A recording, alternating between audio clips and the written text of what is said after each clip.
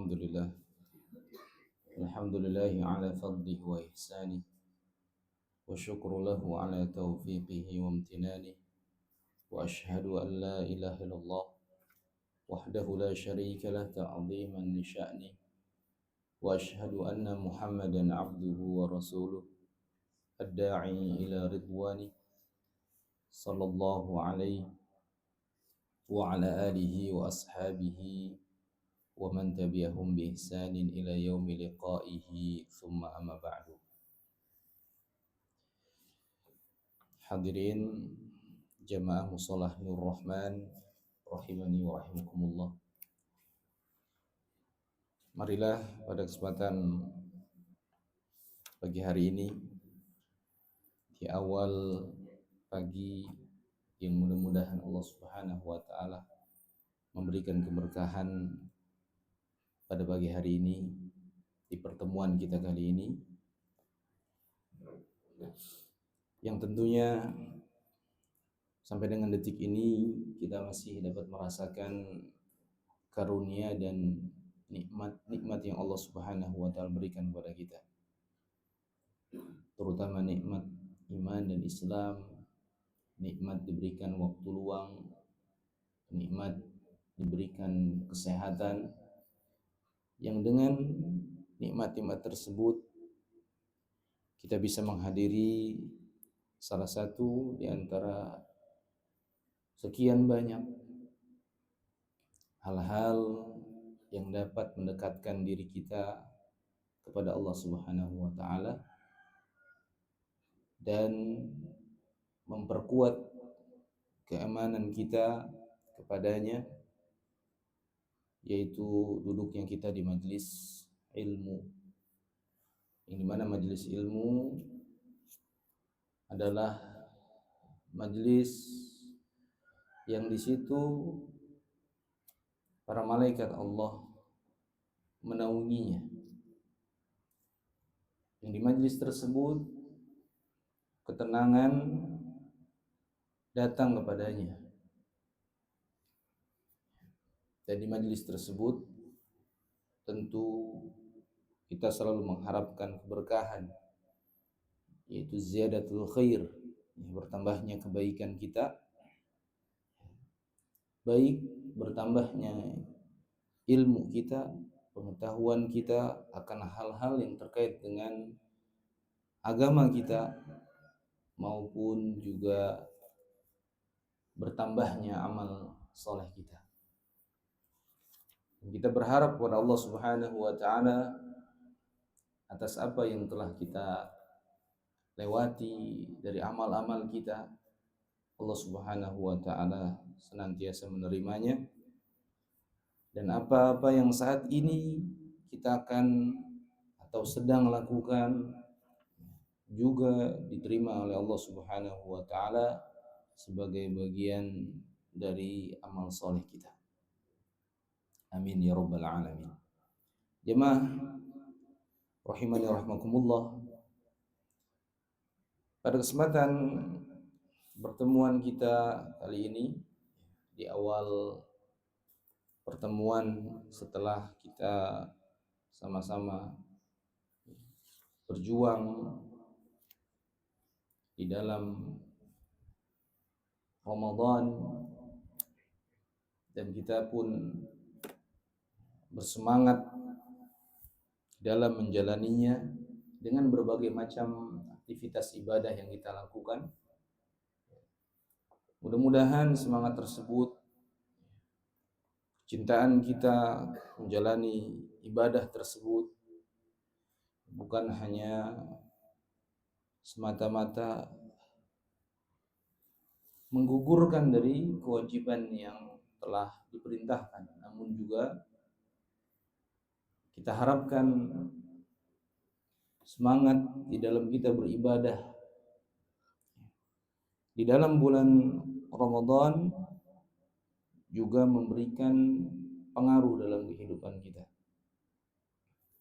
Walaupun saat ini sudah berlalu 28 atau sedang berada di 28 bulan Syawal, 1446 Hijriah yang menandakan berlalunya Ramadan.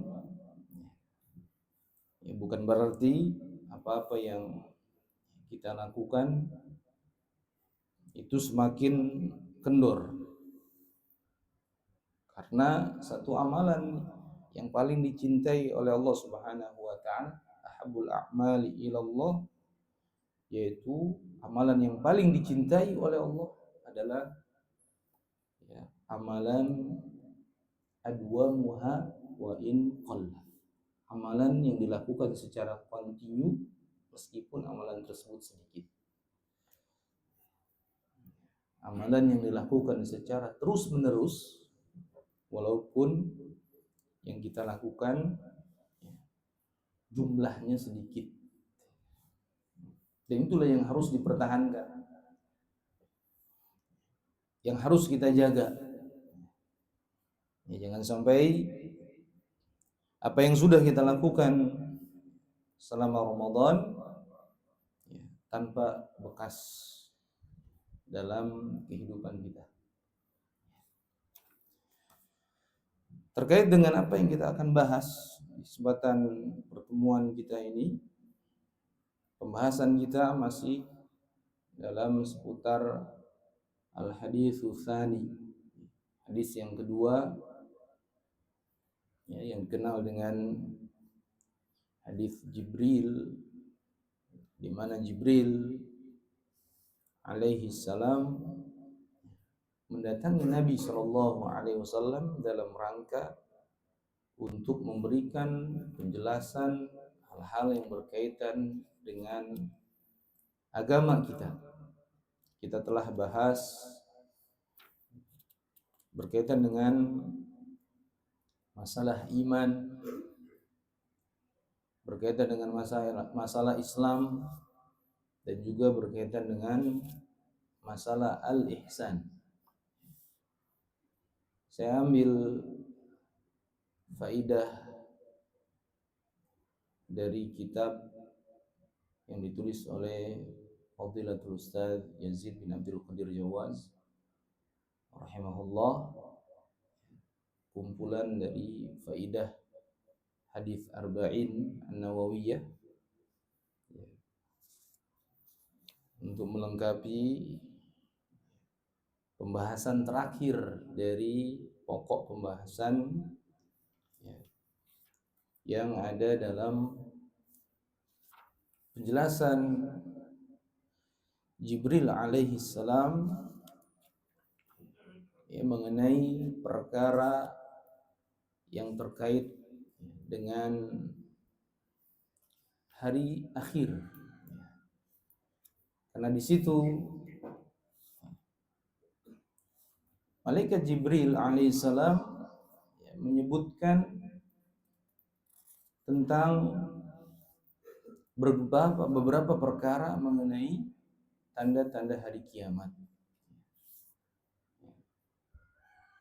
Seperti yang sudah pernah kita singgung dalam hal ini, ketika Malaikat Jibril alaihissalam bertanya kepada Nabi SAW, fa akhbirni 'anis sa'ah, wahai Muhammad, kabarkan kepadaku tentang hari kiamat, tentang hari akhir. Maka jawaban Nabi SAW sebagaimana jawaban yang beliau sampaikan adalah jawaban yang singkat namun mengandung makna yang amat sangat banyak. Beliau menjawab, mal mas'ulu anha bi'a'lama minas sa'il. Orang yang ditanya itu tidak lebih tahu dari orang yang bertanya. Kemudian Nabi mengatakan, kemudian Jibril mengatakan dan melanjutkan pertanyaannya, fa akhbirni an amaratiha, kabarkanlah kepadaku tentang tanda-tandanya. Ini menunjukkan bahwa hari kiamat itu tidak ada yang mengetahui kapan terjadinya.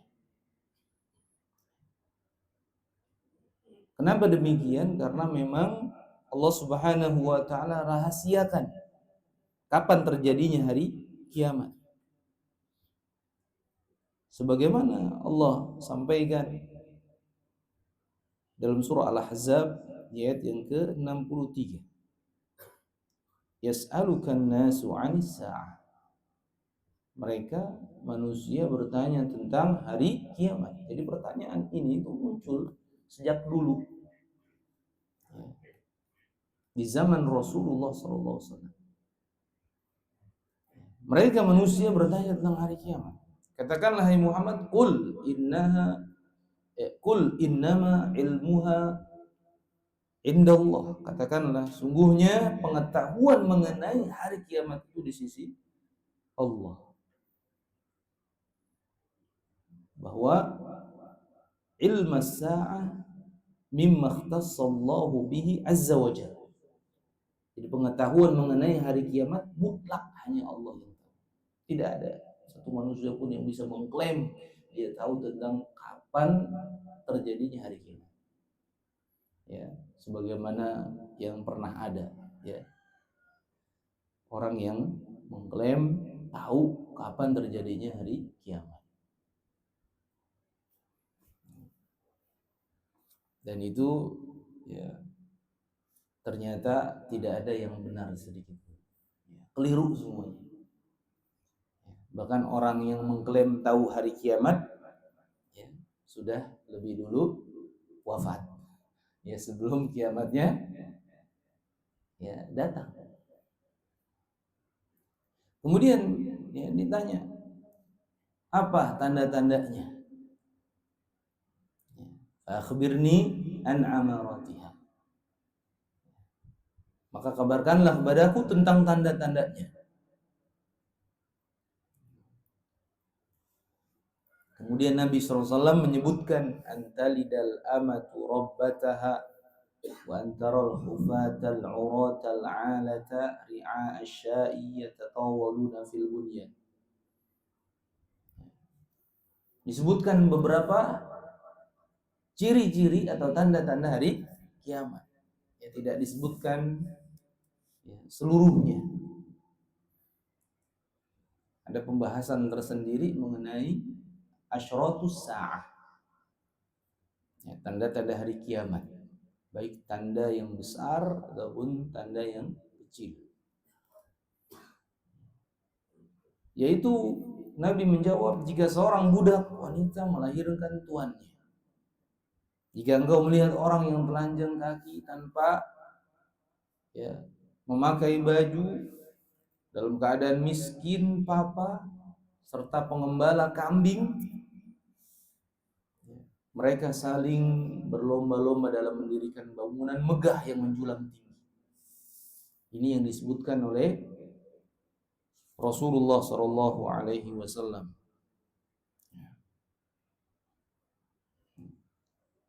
Bukan berarti apa yang disebutkan ini hanya ya ditentukan dengan tanda-tanda ini saja. Sebagaimana disebutkan, tidak. Ini hanya sedikit dari tanda-tanda hari kiamat. Hanya sampel saja. Ya, hanya contoh saja di antara tanda-tanda hari kiamat. Maka kemudian ya, Rasulullah SAW mengatakan ya, kepada orang-orang yang hadir pada saat itu. Ya, tentu orang-orang yang hadir adalah para sahabat Rasul SAW. Ya, ketika laki-laki tersebut pergi, thumman talaqa falabithtu maliyan thumma qala. Kemudian laki-laki tersebut itu pun pergi. Maka seorang rawi hadis ini yaitu Umar, aku pun terdiam. Sehingga Nabi SAW bertanya kepadaku, Apa yang ditanya Rasulullah SAW ya kepada Umar bin Khattab radhiyallahu anhu, ya Umar, atadri manis sa'il? Wahai Umar, tahukah engkau siapa yang bertanya itu? Maka Umar menjawab, Allah wa rasuluhu a'lam. Allah dan Rasulnya yang lebih mengetahui. Qal fa innahu Jibril atakum yu'allimukum dinakum. Maka Umar mengatakan itu adalah Jibril. Ya, dia datang untuk mengajarkan ya, agama kalian. Ya, dia datang untuk mengajarkan agama kalian. Inilah ya pokok terakhir dari apa yang Rasulullah SAW sampaikan dalam hadis yang kedua ini. Rasulullah menyebutkan tentang perkara-perkara yang berkaitan dengan tanda-tanda hari kiamat. Tanda yang pertama, apabila budak wanita melahirkan tuannya, ya, maka di sini para ulama memiliki beberapa penafsiran. Yang pertama, pendapatnya adalah bahwa nanti itu banyak sekali anak yang durhaka, ya, di mana seorang anak itu mempermalukan ibunya, ya, sebagaimana perlakuan seorang majikan terhadap budak wanitanya.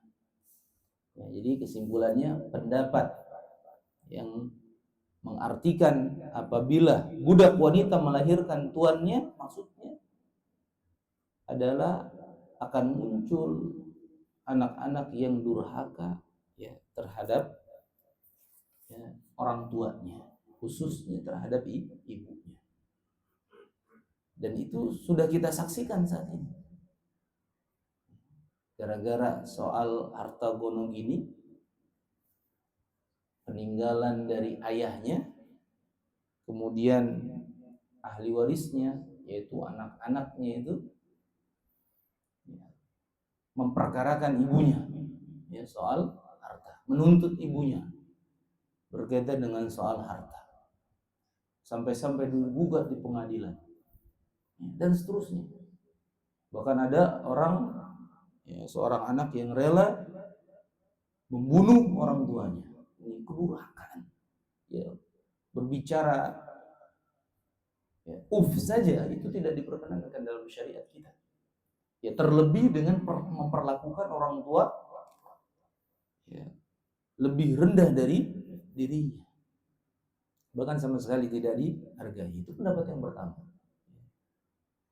Pendapat yang kedua, sebagaimana Imam Ibnu Rajab rahimahullah berkata, ini adalah sebagai isyarat ya, atas pembukaan negeri kaum mukminin yang mengalahkan negeri-negeri ya kafir dan banyaknya perbudakan.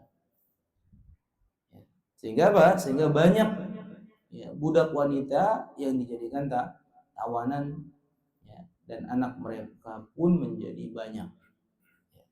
Sehingga budak wanita tersebut ya, ya, budak wanita itu ya, sebagai budak pemiliknya. Maka anak dari tuannya ya, anak ya, tuannya tersebut dari budak wanita itu berkedudukan seperti itu tuannya.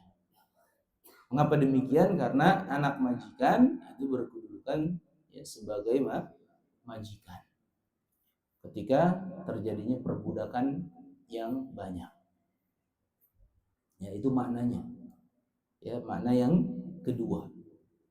Ya, sehingga anak yang dilahirkan oleh si budak wanita ini itu ya, berkedudukan seperti halnya majikan. Seperti itu tuan. Ya, seperti bosnya. Adapun si wanita itu tetap jadi budak. Ya. Adapun anaknya karena dia hasil hubungan dengan majikannya tersebut, tuannya tersebut, maka secara otomatis dia ya, seperti halnya majikan. Kalau terjadi perbudakan. Kalau sekarang kan sudah tidak ada perbudakan. Ya, sudah tidak ada perbudakan. Karena sebab terjadinya perbudakan itu karena peperangan. Kalau sekarang zaman saat ini sudah tidak ada lagi perbudakan. Yang ketiga, maknanya yaitu pendapat yang mengatakan bahwa ibu si anak tersebut menjadi merdeka dengan kematian tuannya, seolah-olah anaknya lah yang memerdekakannya. Ya. Maka ya, dikatakan ya, dengan sebab tersebut seolah-olah anaknya itu seperti halnya majikannya. Ya. Karena tuannya ini meninggal, maka naik pangkatlah si anak ini seolah-olah menjadi majikannya. Ya, dan ibunya tetap menjadi status sebagai budak. Itu makna yang ketiga. Namun makna yang pertama yang lebih ya mudah untuk kita pahami, bahwa muncul di akhir zaman itu anak-anak yang durhaka. Ya, anak-anak yang durhaka. Kemudian makna yang kedua yaitu tentang engkau akan melihat seorang yang fakir, telanjang badan dan kaki, sebagai pengembala kambing itu berlomba-lomba untuk meninggikan bangunan. Lihat keadaan ya yang dimiliki olehnya itu keadaan yang jelas-jelas menandakan bahwa orang itu adalah orang yang ya secara ekonomi banyak kekurangan. Maksudnya apa? Maksud dari apa yang Nabi sampaikan itu adalah orang-orang dari kalangan rakyat jelata, orang bodoh, ya, menjadi para pemimpin atau mereka pun banyak, mereka membangun bangunan yang tinggi sebagai kebanggaan dan kesombongan terhadap hamba-hamba Allah. Ya. Jadi orang berlomba-lomba untuk mencari dunia, ya. Sehingga menjadi kebanggaannya. Semakin orang banyak harta dipandang, semakin dipandang. Ya, semakin ditempatkan di masyarakatnya ya dengan ya, penempatan yang khusus. Ya, ini yang ada. Jangan sampai kita memandang orang karena urusan hartanya yang banyak. Ya. Sehingga orang itu berhak untuk dihormati. Tidak. Tapi dalam Islam jelas ya, tanda utama seseorang itu berhak untuk dia ditempatkan di tempat yang terbaik itu adalah karena takwanya. Inna akramakum indallahi atqakum. Sesungguhnya orang yang mulia di sisi Allah adalah orang yang paling bertakwa kepadanya. Jadi bukan karena status sosialnya. Inilah yang dijelaskan oleh para ulama tentang hal tersebut. Kemudian ketika Umar bin Khattab radhiyallahu anhu ditanya, tahu nggak tadi yang nanya siapa? Maka ini menunjukkan ya tentang etika di dalam bertanya.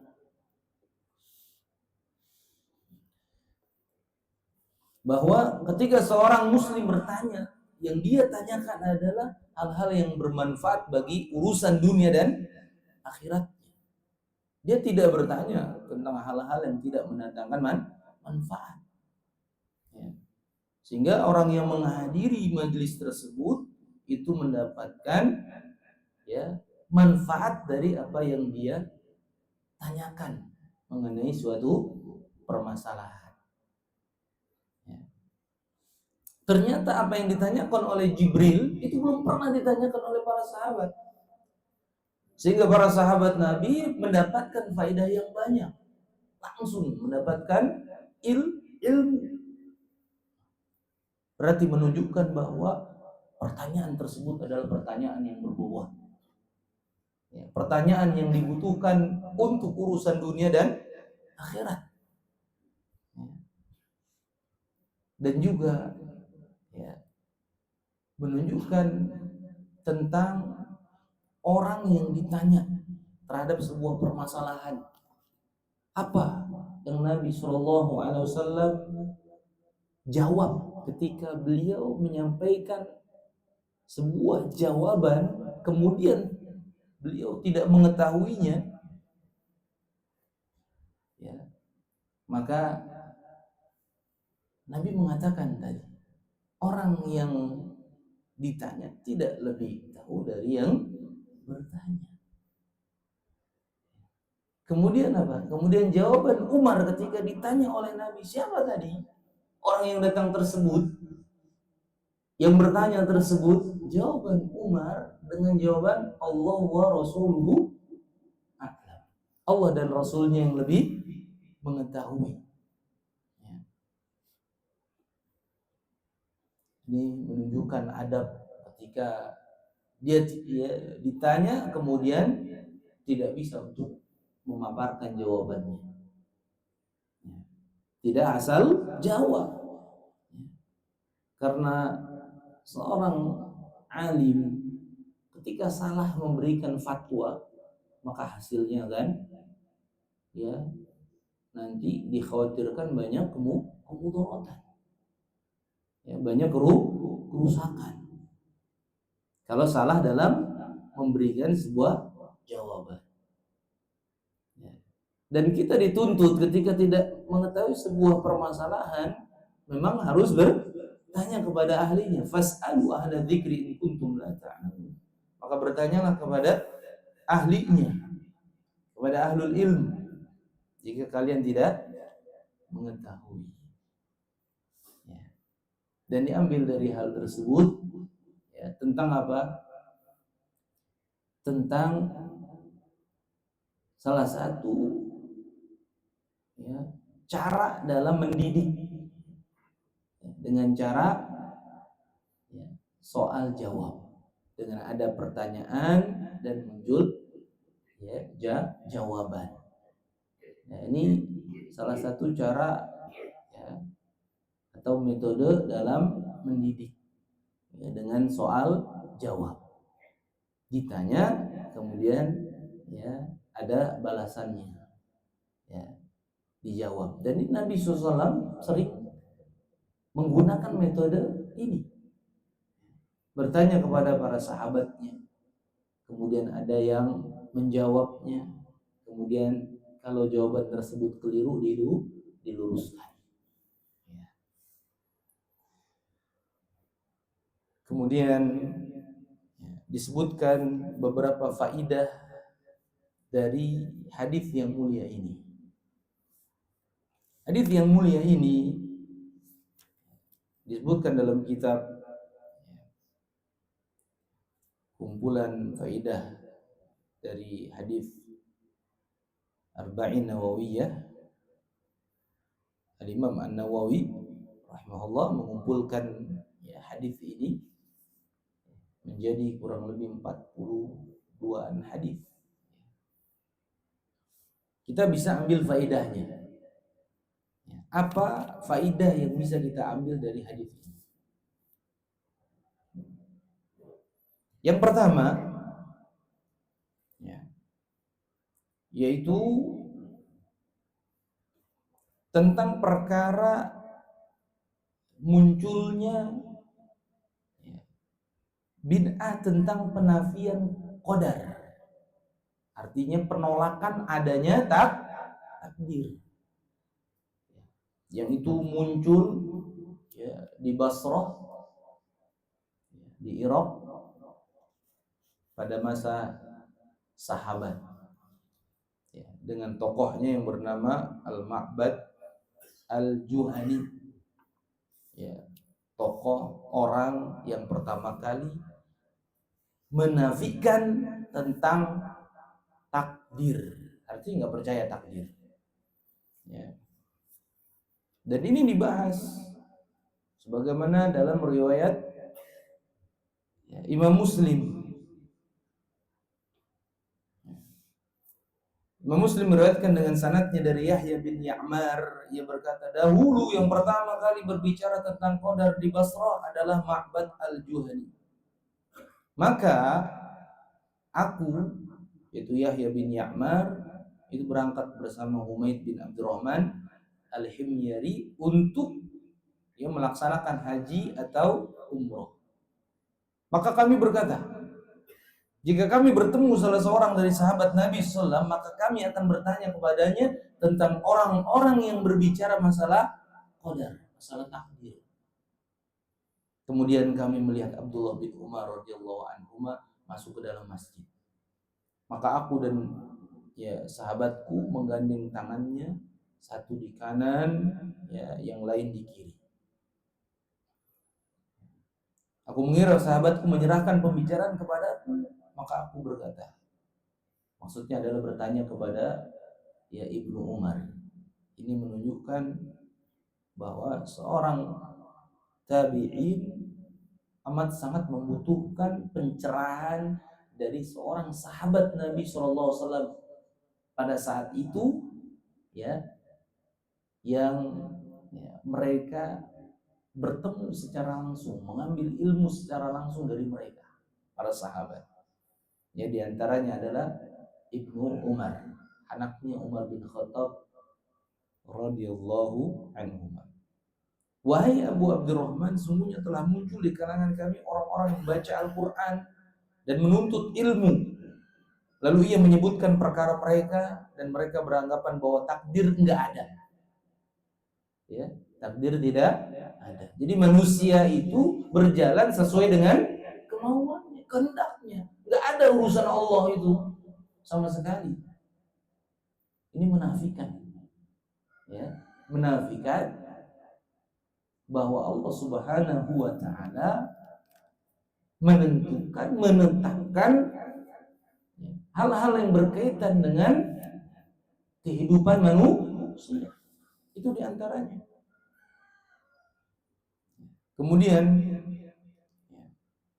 dikatakan, sesungguhnya ini adalah perkara yang tidak didahului oleh qadar dan tidak diketahui oleh Allah melainkan sesudah terjadinya. Ini fatal sekali. Orang yang beranggapan bahwa ketika kita telah mengalami sesuatu musibah gitu misalnya, coba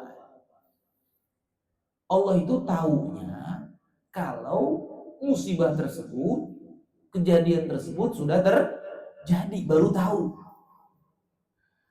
Padahal Allah Subhanahu wa taala mengetahui perkara-perkara yang belum terjadi, yang akan terjadi, yang sudah terjadi. Karena ilmu Allah amatlah sangat luas, meliputi segala sesuatu. Kan sudah kita bahas waktu itu dalam bab permasalahan mengenai rukun iman secara ringkas, bahwa takdir itu memiliki 4 tingkatan. Pertama apa dulu? Masih ingat? Al-ilmu. Artinya apa? Kita imani bahwa Allah dengan ilmunya yang merupakan sifat bagi Allah. Allah Maha mengetahui. Telah mengetahui segala perbuatan makhluknya, mengetahui keadaan mereka. Allah tahu ini orang taat, ini orang maksiat. Allah tahu tentang rizkinya orang ini dapatnya sekian. Walaupun dia dari berangkat pagi, sampai ketemu pagi lagi, kan gitu. Allah tahu jatah rizkinya. Kapan aja lah seseorang bahagianya, celakanya. Allah tahu. Itu pertama. Yang kedua apa tahapannya? Tingkatannya, yaitu al-kitabah. Artinya Allah Subhanahu wa taala telah mencatat ya di Lauh Mahfuz yang berisi tentang catatan seluruh takdir makhluknya. Apa yang terjadi ya sudah tercatat semuanya. Hari apa, tanggal berapa, bulan apa, tahunnya juga sudah secara detail. Ya, kapan itu terjadi? Ya, sudah tercatat. Mengapa demikian? Karena Allah Subhanahu wa taala tegaskan, alam ta'lam anna Allah ya'lamu ma fis sama'i wal ard. Inna dzalika fi kitab. Inna dzalika 'ala Allah yasir. Tidakkah engkau tahu bahwa Allah mengetahui apa yang di langit dan di bumi? Sungguh yang demikian itu sudah terdapat dalam sebuah kitab. Ya, yaitu Lauh Mahfuz. Sungguhnya yang demikian itu sangat mudah bagi Allah. Jadi sudah tercatat semuanya. Nggak ada yang tidak tercatat dari atas kejadian yang kita alami. Semuanya sudah tercatat. Ada yang bisa protes? Ya, ya. Kalau sudah tercatat begitu, kalau saya sudah ya tercatat menjadi bagian orang yang masuk surga dan masuk neraka, kalau gitu ya sudah nggak perlu lagi ibadah, begitu? Tidak. Ya. Justru karena nggak tahunya kita, hal tersebut sudah ditetapkan, makin semangat. Fakullu muyassarun lima khuliqa lahu. Karena setiap orang itu akan dimudahkan. Ya. Di mana dia berjalan, di atas ketaatan ataukah kemaksiatan. Makanya kan sampaikan, man 'asha 'ala syai'in mata 'alaihi wa man mata 'alaihi bu'itsa 'alaihi. Ya, yang sebelumnya dikatakan fa innal karim qad ajra 'adatahu fi karam. Sesungguhnya orang yang mulia itu akan berjalan di atas kemuliaannya. Barang siapa yang dia hidup di atas sesuatu, matinya di atas itu. Barang siapa yang matinya di dalam hal tersebut, baik di atas ya ketaatan atau kemaksiatan, maka dia nanti matinya di atas hal tersebut. Dan dibangkitkan sesuai dengan keadaannya. Akhir hidupnya. Ya, itu yang kedua. Yang ketiga apa? Tingkatan takdir, yaitu al-masyiah. Ya. Bahwa ya, apa yang dikehendaki Allah itu pasti terjadi. Dan apa yang tidak dikehendakinya tidak akan terjadi. Ya, jadi semua gerak-gerik yang terjadi di langit dan di bumi ya, itu semua atas kehendak Allah Subhanahu wa taala, dan enggak ada satupun yang terjadi ya melainkan semua atas kehendaknya. Begitu. Jadi semua atas kehendak Allah. Yang keempat adalah al-khalq, bahwa Allah Maha Kuasa atas segala sesuatu, baik yang ada maupun yang belum ada.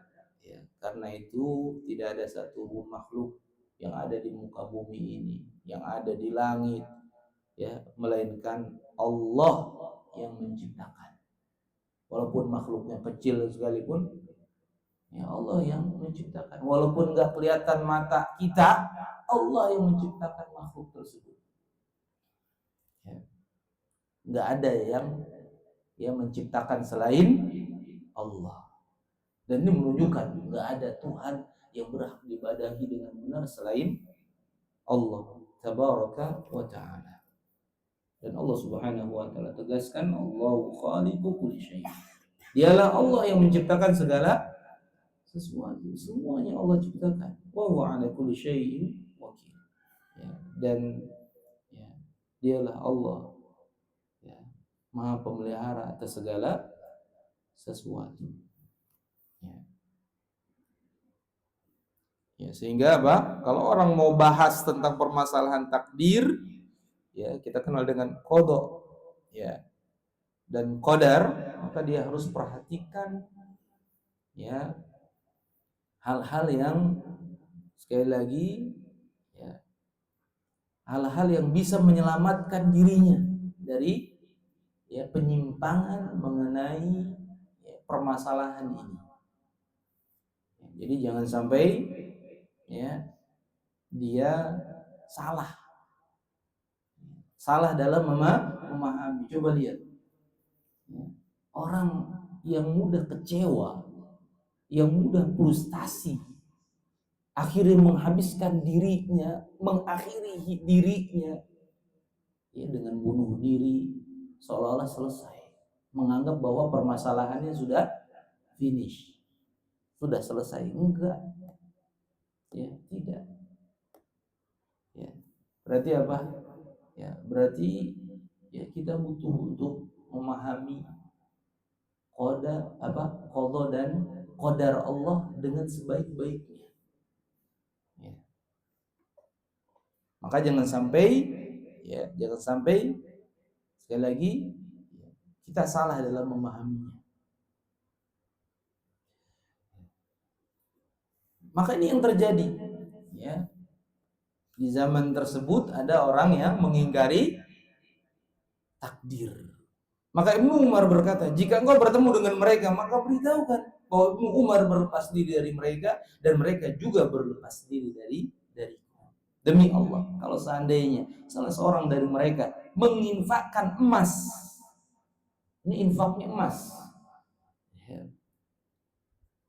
bukan dengan, ya, mata uang, infaknya emas, nggak tanggung-tanggung, sebesar gunung Uhud, ya, gunung yang berjejer, ya, dan memang besar. Maka apa? Kata beliau, sungguh Allah nggak akan menerimanya hingga ia beriman kepada qadar. Ya, kalau ada orang yang menafikan salah satu di antara rukun iman ini, ya, maka batal keimanannya. Begitu. Kemudian Ibnu Umar radhiyallahu anhuma, ya, dia pun melanjutkan tentang apa? Ya, tentang hadis ini, membacakan tentang hadis, ya, yang sebagaimana diriwayatkan langsung oleh ayahnya. Ya. Dan ini yang terjadi. Dari sini kita dapat sebuah manfaat. Ya, ketika orang tersebut menafikan, ya, permasalahan takdir, ya, dan ini adalah pemikiran pertama kali yang muncul, dan ini penyimpangan dalam agama, dan itu terjadi di Basrah pada saat itu. Maka ketika terjadi sebuah penyimpangan, apa yang dilakukan oleh para tabi'in di saat itu? Yang mereka lakukan adalah bertanya kepada para sahabat untuk, ya, mendapatkan solusi atas permasalahan tersebut, untuk mendapatkan hukum dari perkara-perkara yang muskil, perkara-perkara yang ini aneh. Kok ada orang yang berpendapat seperti itu, gitu kan? Jadi kalau kita mendapatkan sebuah perkara yang muskil, yang aneh, kayaknya nggak mungkin ini agama kita berbicara masalah tersebut. Kayaknya ada yang keliru nih, kayaknya ada yang aneh nih. Maka kita butuh jawaban. Maka di situ, ya, dituntut untuk kita mencari ahlinya. Apalagi ini berkaitan dengan masalah apa? Masalah akidah, masalah keimanan. Ya, jangan mudah percaya. Ya, jangan mudah percaya. Banyak, gitu kan, orang yang mudah untuk dia percaya kepada sesuatu, apalagi yang mengatakannya orang terpandang, akhirnya langsung dia, ya, mempercayainya, selesai sudah. Ya. Dan ini adalah kewajiban kita sebagai seorang muslim, ya, untuk apa? Untuk mengembalikan seluruh urusan agama kita kepada, ya, ahlinya, kepada para ulama, ya, pada orang yang alim, sebagaimana tadi disampaikan, ya, Fas'alu ahla dzikri in kuntum la ta'lamun. Maka hendaklah kalian bertanya kepada ahli ilmi, kepada orang alim jika kamu tidak mengetahui. Kemudian apa? Disunahkan bagi seluruh kaum muslimin dari cerita tersebut, dari hadis tersebut yang menunaikan ibadah haji dan umroh agar mereka memanfaatkan kesempatannya untuk mempelajari agama Islam dan memperdalamnya serta bertanya kepada para ulama yang ada di kota Makkah dan Madinah untuk dia bisa mengetahui hukum-hukum agama. Sebagaimana tadi Yahya bin Ya'mar ketika datang ke kota Madinah bertemu dengan siapa? Abdullah bin Umar. Apa yang dilakukan? Duduk di majelisnya bertanya. Itu penting. Jadi bukan hanya sekedar ziarah saja, umroh.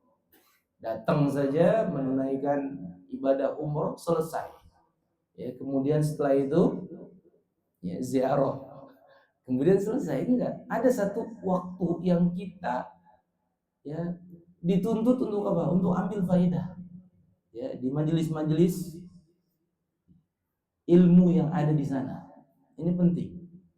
Biar kita dapat wawasan keislaman yang memang kita butuhkan. Kita dapat nasihat-nasihat yang banyak. Apalagi sudah ada yang berbahasa Indonesia. Walaupun sebagian enggak semuanya.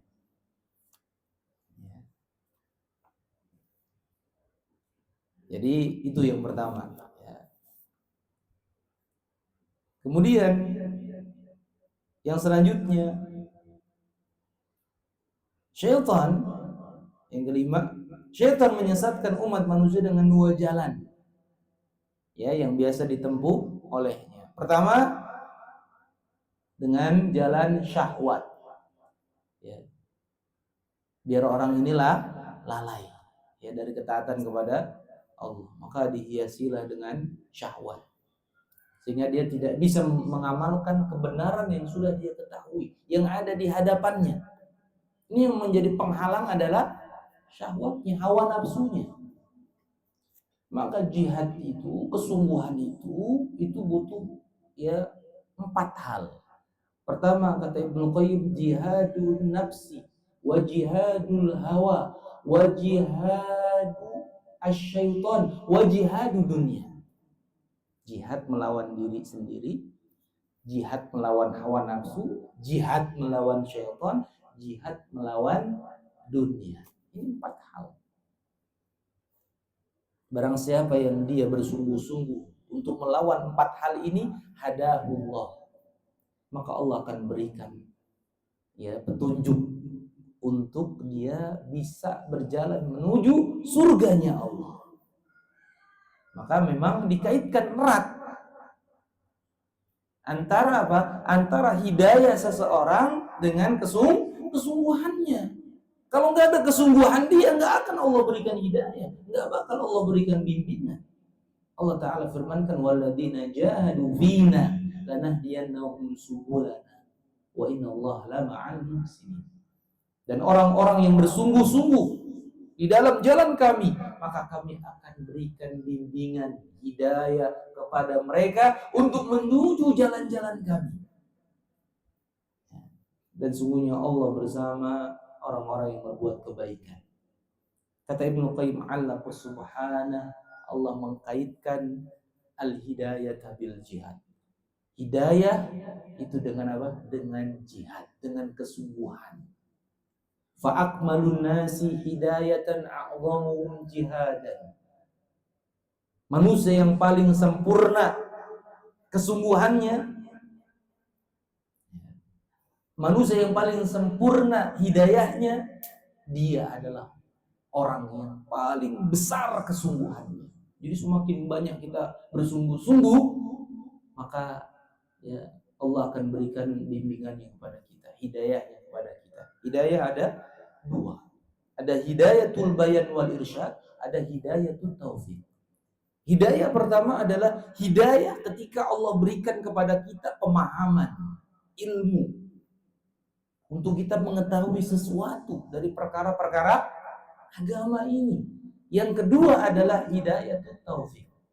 Ada orang yang sudah tahu nggak cukup sampai di situ, dia butuh hidayah taufik, yaitu hidayah untuk mengamalkan apa yang sudah dia ketahui, apa yang sudah dia pahami.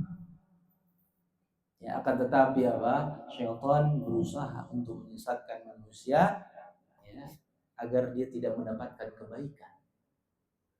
Ya. Menyesatkan manusia agar lalai dari ketaatan kepada Allah dengan cara pertama, pintu syahwat. Yang kedua adalah dengan syubhat. Artinya apa? Ya, syaitan menyesatkan ya orang yang ya, taat kepada Allah, ya, dihiasi dengan syubhat sehingga dia tidak ya kenal tentang kebenaran, dihalangi dia dengan apa? Dengan memahami agama ini ya sebaik-baiknya, dihalangi dia. Ya banyak kerancuan-kerancuan dalam memahami agama kita. Dalam memahami agama ini tidak sulit dan tidak akan menyulitkan diri kita karena memang Allah sudah jamin, innallaha yuridu bikumul yusra wala yuridu bikumul usra. Allah itu inginkan kepada kalian kemudahan dalam menjalankan agama ini. Ya enggak ada yang ngejelimet, enggak ada. Dan Allah inginkan bagi kalian kemudahan, enggak sama sekali Allah inginkan kesulitan, enggak ada. Ya. Jadi ketika ada hal-hal perkara-perkara syubhat ya yang masuk, maka apa? Maka mudah ditangkis dengan apa? Dengan ilmu din, ilmu agama yang benar.